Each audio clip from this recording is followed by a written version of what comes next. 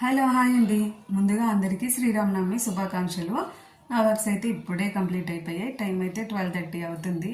ఇంకా లంచ్ చేసేయడమే. శ్రీరామనవమి అనగానే మీకు ఏం గుర్తొచ్చిందో కామెంట్ సెక్షన్లో కామెంట్ చేయండి. మేమైతే మాకు షాప్ ఉండేదండి మా నాన్నకి. ఇంకా చిన్నప్పటి నుంచి నేను చెల్లి ఆ బెల్లం కొట్టి పానకం ప్రిపేర్ చేయడం, ఒక 4-5 బిందెలు ప్రిపేర్ చేసేవాళ్ళమండి పానకం. అలాగే వడపప్పు ప్రసాదం ఇవి ప్రిపేర్ చేయడంతోనే సరిపోయేది. అది ఒక సందడి అయ్యేది. ఇంకా ఈ ఇయర్ అయితే వెళ్ళలేదు, లాస్ట్ ఇయర్ వెళ్ళాము. ఇంకా ఈ ఇయర్ అయితే గుంటూరులో ఉన్నాం. అలాగే మా లంచ్ స్పెషల్స్ ఏం చేసాను చూపిద్దాం వచ్చాను. నేనైతే సింపుల్గా చేసేసాను, మరి చూసేద్దామండి.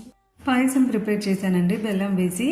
ఎప్పుడు పలుచగా వచ్చేది, ఈసారి కొద్దిగా తిక్కగా అయిపోయింది. ఎందుకంటే కొద్దిగా సగ్గుబియ్యం ఎక్కువైంది, కానీ టేస్ట్ అయితే సూపర్ ఉంది. అలాగే నిమ్మకాయ పులిహోర అయితే ప్రిపేర్ చేశా. దాని కాంబినేషన్గా టమాటా పచ్చడి ప్రిపేర్ చేశానండి. పల్లీలు వేసి కొద్దిగా దోసకాయ ముక్కలు వేస్తారు కదా పచ్చడి. ఈ పచ్చడి పులిహోర కాంబినేషన్ అయితే సూపర్ ఉండిద్ది. మీరు ట్రై చేయండి. నచ్చితే వీడియో లైక్ చేసి సబ్స్క్రైబ్ చేసుకోండి.